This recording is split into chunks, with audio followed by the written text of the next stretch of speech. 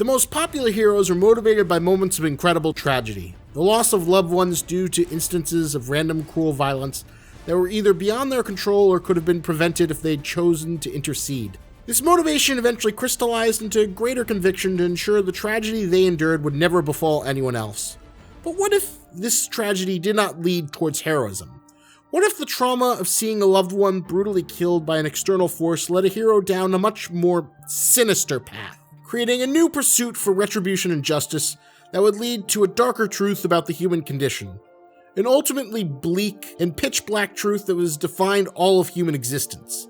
That's what we are here today to discuss, to follow the journey of one character, Eren Yeager, and how one bad day in the pursuit of freedom ultimately led him towards a path of genocide. But before we begin this journey, be warned, we'll be talking about a lot of spoilers from the upcoming 4th and final season of Attack on Titan. So if you're willing to come along with me on this journey, be prepared to stare into the darkest depths of the human soul, and spoilers. Lots and lots of spoilers.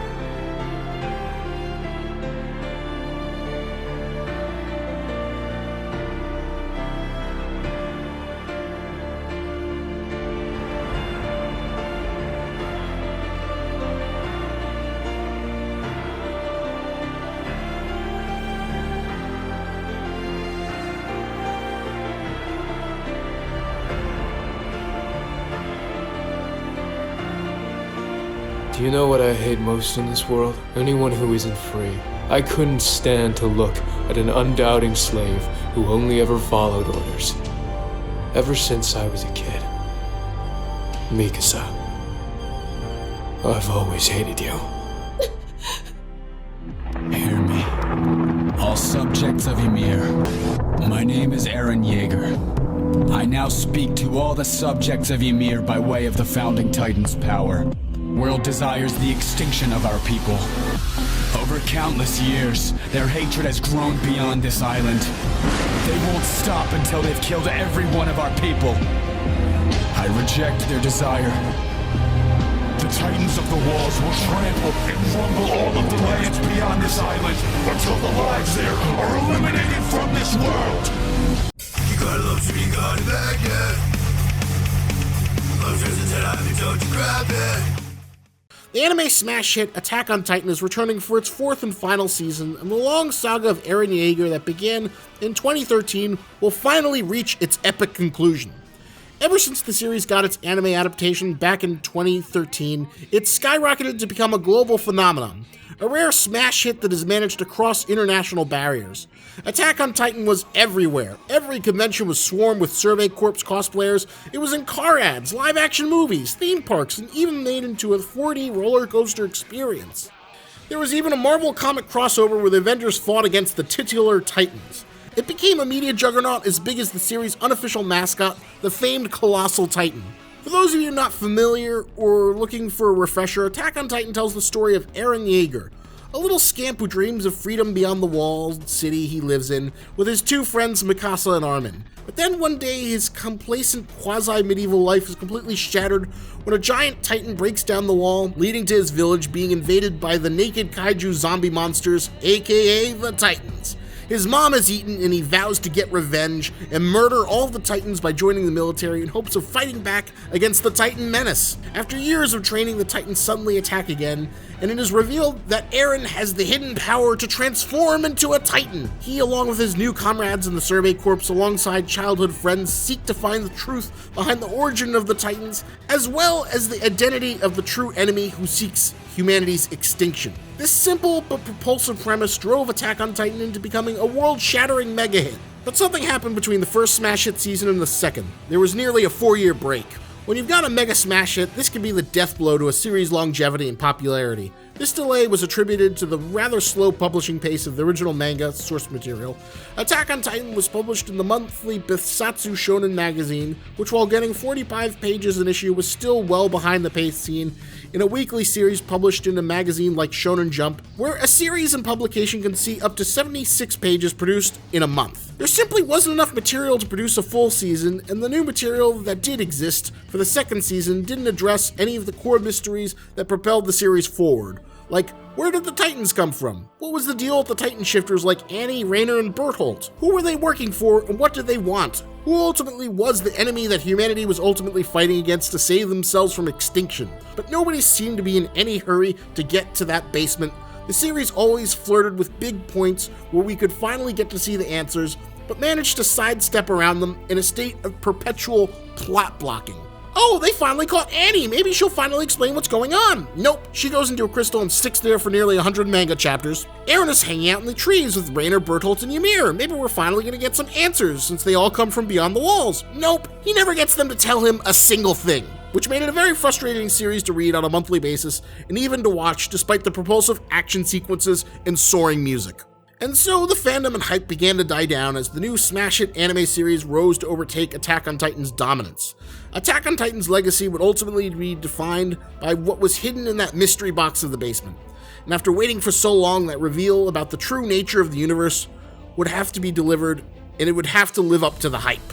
No subverting expectations, time to put up or shut up.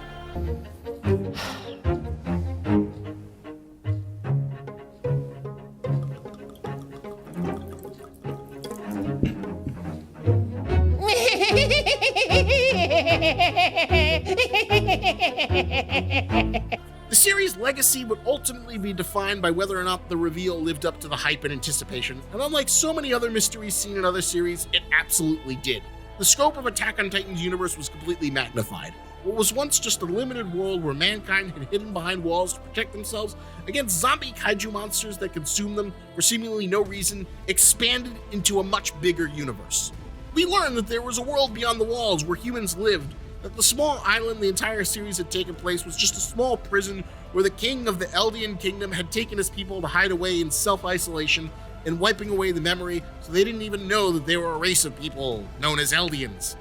While the larger country of Marley took control of the world stage, the few Eldians that remained on the mainland of Marley were imprisoned in ghettos and persecuted the same way the Nazis persecuted the Jewish people during the Holocaust. State-run propaganda preached how this was punishment for the crimes against humanity that the Eldians had committed upon the people of Marley.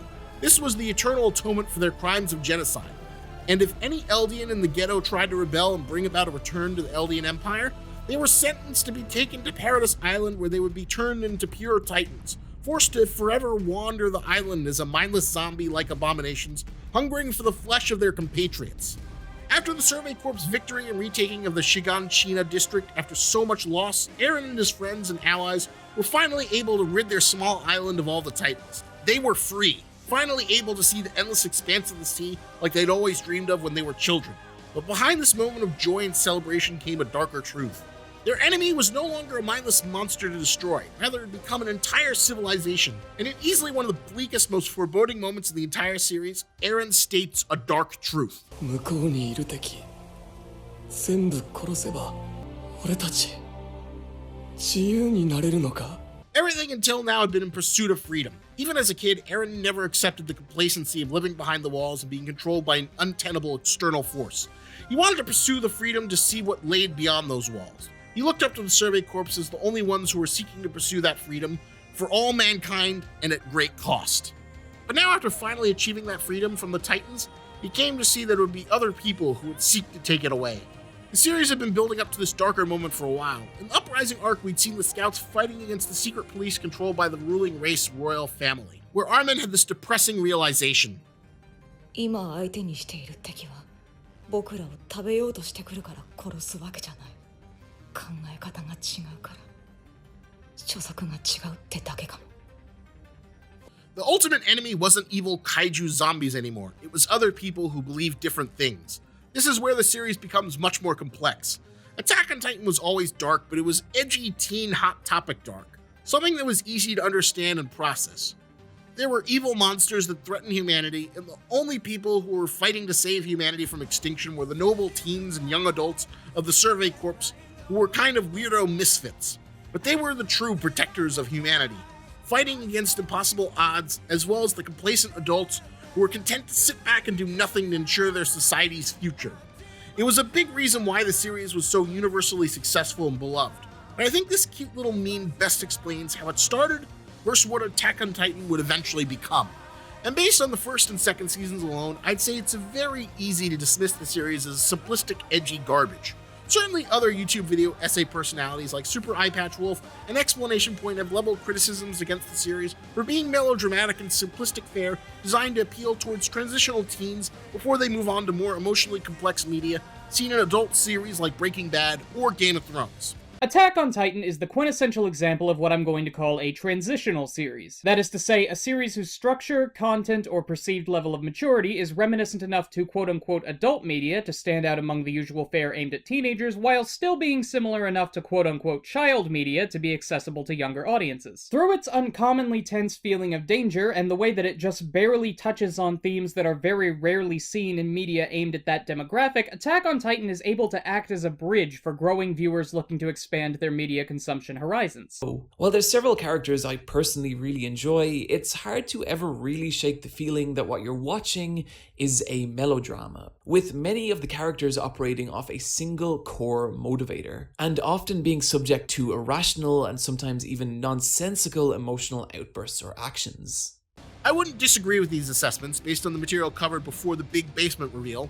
And one of the reasons why I've waited so long to make this video was ultimately I wanted to see where the manga was going before tackling it. But now the series has finally reached its endgame. I feel more comfortable, especially given how much more nuanced the series has become. Attack on Titan shifts focus and does a time jump after they reach the ocean. We leave behind Eren and his friends at the Survey Corps and spend some time with Rainer, along with a new cast of future warrior candidates.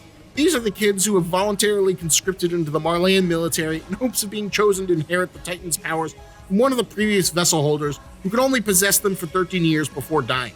In this arc, we get to take a deeper dive into the Marleyan society and learn more about the backgrounds of the characters who previously served as villains, as well as seeing the detrimental effects that Rainer's double agent lifestyle had on his psyche, making him terminally depressed, seeking any method to find a way to release himself from his psychological torment. Rainer must suffer for his crimes, and Ishiyama seemed to take a perverse pleasure in reinforcing his constant state of misery for his mass murder seen earlier in the series. This arc builds up to a climax where another Eldian royal family, the Tibber clan, takes the world stage to make a grand announcement. The Tibber family had largely been spared from the persecution suffered by their Eldian brothers and sisters seen in the ghettos, and the current head of the family, Willie Tibber, sought to make a brand proclamation to the world, to announce the unified offense against the people of Paradis Island, the unification of all the world's military to defeat Eren Yeager, who'd stolen the powers of the founding Titan and could potentially threaten the stability of the world through use of the colossal Titans who were hidden in the walls. And this declaration of war is met by Eren himself, who'd been hiding covertly in Marley, pretending to be a cripple so he could survey the lay of the land. It is here where we see him become the ultimate hypocrite, becoming the very monster he sought to fight against. Ishiyama spares little to the imagination, showing the collateral damage as innocent civilians and even some of the children we were getting to know from Marleyan society as warrior candidates are killed by the rubble and the panic of the crowd. It is a scene that is unabashedly ghastly and horrific as the death of Eren's mother. Eren has become a terrorist, an unrepentant mass murderer. Eren has begun the shift from protagonist into the series' final and perhaps greatest villain. The rest of his Survey Corp friends are forced to come to his aid, utilizing their anti-human 3D maneuver gear as all-out war breaks out between the sides of the Eldian people of Paradis and the opposing forces in the Marleyan warriors. In this conflict, we see the once lovable characters like Sasha and Connie morph into cold murderers as the cycle of conflict and vengeance spirals out of control. The new Eldian nation has risen, and it is just as destructive and devastating as the one from myth, used to scare people in Marleyan propaganda. Eren has forced all of our favorite heroes to become monsters. This all seems pretty bleak right now, right? Well, guess what? It gets even darker. Because this pain train's only got one stop, and it's Misery Town. Eren returns back to Paradis Island, where he's imprisoned by his peers for his reckless actions that have forced the Eldians of Paradis Island into a war against the world. But amongst their government, a new faction has given rise, the Yeagerists. Militant fascists who seek to replace the newly elected Paradis government with extreme loyalists who support Eren's dream to build a new Eldian empire, or at the very least preserve the safety of the current one through use of the ultimate Titan weapon, the Rumbling, the activation of all the colossal Titans to flatten the world. The Yeagerists come to power, seeking to bring about this final solution to all those who wish Eldia dead. Our former Survey Corps have been thrust into a civil war they never asked for, as the Yeagerists take control of the government, seeking to reunite Eren with his half-brother Zeke to unlock the key to their final solution. It's madness! All of our favorite characters are all placed under arrest, and then things get even crazier, because in the middle of this insurrection, bam, Marley is here! They're parachuting on Paradis, they've come in Zeppelins, complete with their World War II technology to bear retribution for the crimes against humanity Eren has perpetrated in the Liberio internment zone. It is madness and insanity as Eren fights to reunite with his brother Zeke, and the Marleyan warriors do everything in their power to stop his advance. Carnage fills the streets as ODM gear wearing Yeagers battle the Marleyan paratroopers. This battle doesn't stop at 10, it goes to 11 as Eren fights his way through the other warrior Titan shifters, making his way to his brother Zeke. Then Zeke uses his roar, making even more Titans out of the citizens who drank the wine spiked with his spinal fluid, and it gets even crazier. There are now Titans in the streets fighting paratroopers, and Yeager is flying around with their Spider-Man gear. Then as Eren is just about to make his way to finally touch his brother's hand, his head is blown clean off completely, and he's decapitated. But his half-brother Zeke catches his head, reuniting the founding Titan with someone of royal blood. We are then taken to the astral plane that unites all the Eldians, and we meet their god, Ymir, the very first founding Titan. But she isn't a god.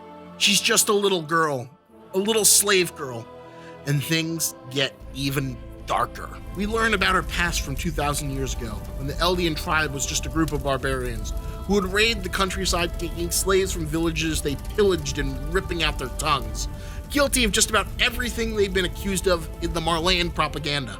Ymir was one of those slaves, one who was accused of letting a pig out of a pen.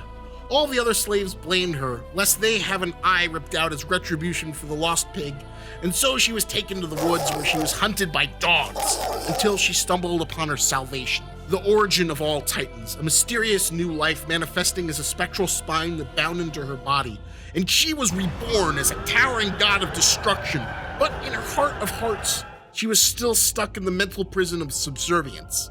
Even with the powers of a god, she still had the mind of a slave. All she could think to do was to continue to serve the very same man who had tried to have her killed. But with her power, she helped grow a small barbarian tribe into a kingdom. And so Fritz went from being a warlord and was transformed into a king. And as a reward, he forced Ymir to bear his children. A woman who'd become a god, but still had her freedom of choice stripped from her, as she was forced to bear him 3 daughters. Even in death, she would find no peace. The defeated Marleyan warriors attempted to assassinate King Fritz, but it was Ymir who sacrificed her life to ultimately save her greatest abuser. As she died, Fritz demanded that she rise because, as his slave, he had not given her permission to die. And to preserve her power, King Fritz made her 3 daughters consume her body. Her daughters, Maria, Rose, and Sheena, the very same names that would come to be shared by the walls on Paradis Island. And so the legacy of Titans would begin a legacy of brutal violence and subjugation. On his deathbed, Fritz commanded his daughters to let themselves be eaten by their children when they die. And for eons going forward, the progeny of the future would eat their forebears to ensure the legacy of the Titans would remain. All the while, Ymir remained eternally shackled into the astral plane connecting all of the Eldian people, eternally building Titans, forever a slave. Until Eren, who's pursued freedom all his life, breaks her shackles, because that's the conflict that has shaped the entire series. The Eldians, aided by the power of the Titans, sought to control the people of Marley, as well as the people of other nations. But when they were defeated in the Great Titan War, the country of Marley took control of the Titans themselves, and tore away the freedom from the Eldian oppressors, consigning them into controlled ghettos. On his island, Eren sought to fight for his freedom from the confining walls and the Titans who kept him and his friends contained within them. But that conflict grew from just battling Titans to battling against the royal family, who sought to keep everyone confined and ignorant of the larger truth of their world. The push for freedom versus the safety of control. But the thing is, Eren was always defined by his bitter hatred against the forces that took away his mother, the complacency that allowed him to live in a world where he was forced to watch her get eaten, always looking for his true enemy, with the searing hatred of a bigot. While his world grew more complex as he learned how big it truly was, that loathing and bitter madness never went away. So in his effort to preserve his freedom and the freedom of the people he'd grown up with and fought alongside on their island slowly shaped him into the worst kind of monster. The kind of monster who could only seek one final solution. For you see, Eren, seeking the ultimate freedom for all of his people, came to the belief that he'd never be able to grow beyond the wall's hatred for all the Eldians, and the only solution to secure some form of final peace would be to kill everyone else. So with Ymir free from the vow of the First King to renounce war, Eren proceeds to activate his final plan, to unleash all the wall titans that surround the kingdom of Paradis Island and lead them to the mainland, where they would proceed to crush everyone and everything beneath their feet. Now Eren is inflicting that very same trauma he'd suffered so many years ago on that fateful day when the colossal titan peered down on him. Only now he's inflicting it on everyone else in the world, as they are forced to feel powerless, as they are crushed by a godly supernatural force they could never understand. His pursuit of freedom had ultimately transformed him into a monster, a destroyer of worlds. Now the only hope left are his former friends and old enemies from Paradis and Marley teaming up to see if they can bring a stop to his campaign of genocide. As of the time of this writing, Attack on Titan is very close to wrapping up, possibly only being 4 chapters away from reaching its final conclusion, so I can't say how it'll all end. But even if Eren somehow has some kind of change of heart, it won't wipe away the blood of the millions he has on his hands at this point. Simply put, the character is far beyond the point of redemption. What's most interesting is how Ishiyama used Eren's pursuit of freedom as the main catalyst that transformed him from a hero into the ultimate genocidal villain. Freedom is a thing he strived for and held up as the most important value in life, the thing he's always striving for and fighting for. And it's this look at what someone will do to keep and maintain their freedom that has largely elevated the series beyond edgy young adult angsty hot topic trash that might have been perceived as earlier in its run. Because the ultimate depressing reality that lies at the heart of Attack on Titan's story is one that translates all too well into our own world. That ultimately what seems to drive most political conflicts is the innate fear that one side's freedom will be stripped away by other people. It feels preposterous to think that Eren's world of fleshy kaiju zombies and gooey titan mechs would have any kind of bearing on our own. But if you simply look at the election, which saw a record turnout for both sides, there was one concurrent theme that seemed to drive each side to the ballots. And that was the fear that the other side was going to take away their freedom. The conservative MAGA voters came out in droves in fear that Joe Biden, the Antifa communist super general of Black Lives Matter, was going to take away their freedom to operate their businesses and force them to stay home, as a mandatory mask mandate would be enforced on every single person in the United States. And it was this fear that drove them towards a record turnout, the fear that Democrats and liberals and progressives would take away their God-given American liberty and transform the capitalist paradise into a communist hellhole, where the best you could hope for was to stand in line for government social security, bread and soup rations, and the COVID hellhole that would seek to take away all their personal freedom. While the Democrats and the left turned out because they believed Donald Trump was an authoritarian dictator whose tendency to sympathize with other strongman dictators would see him working to slowly strip away American rights from the most downtrodden in our society. His tenacity to rip immigrant children away from their families and put them in cages, along with his message of law and order and complete indifference toward the brutality that African Americans have suffered under the American judicial system. All these factors and many others have led a huge majority of people to believe that 4 more years of Trump would strip away their freedom, or at the very least, the freedom of those most vulnerable in our society. And this question of how does one gain freedom and the fear that someone else is going to take it away has largely been one of the biggest factors to define the course of human history. It's a question that has allowed the rise of dictators and the fall of nations. But maybe that's the central paradox of the human condition. We ultimately yearn to be free from any force that we believe brings subjugation, but ultimately that force almost always comes in the form of other people. And that's the disturbing, sad paradox that lies at the heart of Eren's story. He is always someone who sought freedom above all else. When he was a child, he sought freedom from the stifling walls that imprisoned him from the outside world. When he was a teenager, he sought to gain that freedom by fighting the Titans who kept him imprisoned in those walls. But as he fought, he came to learn it wasn't the Titans who stole his freedom. It was other Titan shifters like him, as well as the royal family, hiding the truth, keeping the population complacent behind those walls. He fought and won against those forces, and then once he gained his freedom and finally saw the sea, he couldn't find any joy like his friends. All he saw was a distant horizon leading to a faraway land filled with millions more people he'd have to kill to maintain his freedom. It's the paradox that has defined Eren's journey over the course of the series, and it is a paradox that also defines our existence. We want to be free, but ultimately we are always terrified that other people will take away that freedom, and that fear transforms into hatred. 向こうにいる敵全部殺せば俺たち自由になれるのか The Biden crime family steals this election! We want our freedom for the world! Antifa! Black Lives Matter. Confiscate your guns and indoctrinate your children with anti-American lies. To say, fuck your mask! That's something a 2-bit dictator does. Pull your mask up! How about fuck you? Shut the hell up and get the hell out! Oh, trigger! Stop this deal! Stop this deal! I already talked to them on my way here. They asked you 5 times to leave. That's more than reasonable. I'm leaving right now, sir. Doesn't matter. You lost that opportunity. I'm leaving. Put your hands behind your back. Are you serious? I'm dead serious. I don't think it's a question we'll ever have an answer to, an answer that will ultimately be elusive as world peace. But it's a central question that lies at the heart of the entire journey that has been Attack on Titan. And maybe that's the ultimate riddle of civilization that humanity has been trying to solve since its existence. How do you give the most freedom to the most people without resorting to the need to murder everyone else? I don't have an answer to that problem. I don't think Ishiyama has one either. But I'm sure it's a riddle that our children's children will be unpacking in the eons of the future. Beyond our time, to you 2,000 years from now. But even in Attack on Titan's bitterest, most depressing moments, there are moments of levity and hope. That ultimately that answer might come in the form of understanding with other people.